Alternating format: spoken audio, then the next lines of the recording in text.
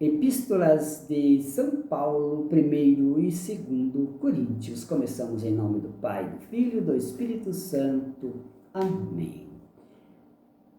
1 Coríntios é o 11º livro do Novo Testamento da Bíblia. Ele é uma carta escrita por Paulo aos cristãos de Coríntios, cidade grega da Grécia Antiga.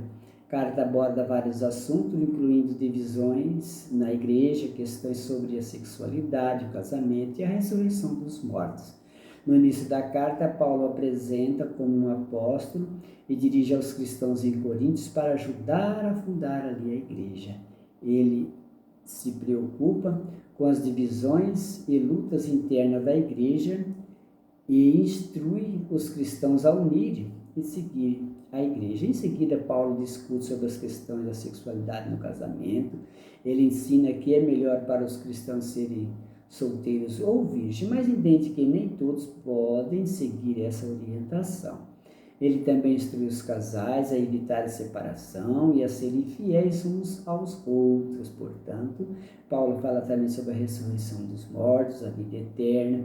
Ele ensina na ressurreição dos mortos, fala sobre o ensinamento central da fé cristã.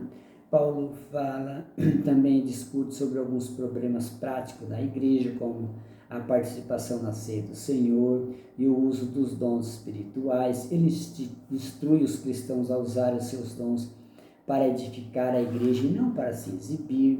Em resumo, 1 Coríntios ele é uma carta escrita de Paulo aos cristãos de Corinto e ele fala sobre esses momentos e detalhes que a igreja estava vivendo. Na segunda carta, ele fala sobre ele continua a orientar a igreja e bem como a responder às questões acusadas na primeira carta.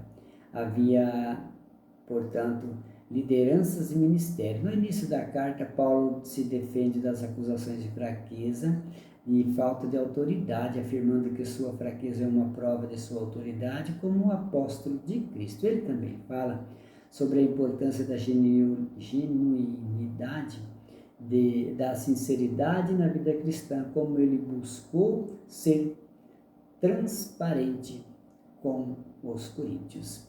Em seguida, Paulo discute a importância da contribuição financeira para a igreja de Jerusalém e como ele trabalhou para não ser um fardo para os coríntios. Ele também fala sobre a importância da confiança na fé e como ele foi capaz de superar as dificuldades através da fé em Deus.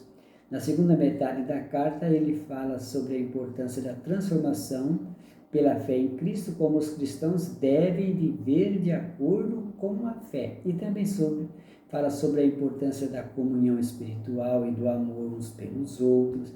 Ele termina dando instruções práticas para as reuniões e adorações e saúda os coríntios. E eu também saúdo você, e assim encerramos em nome do Pai, do Filho e do Espírito Santo. Amém.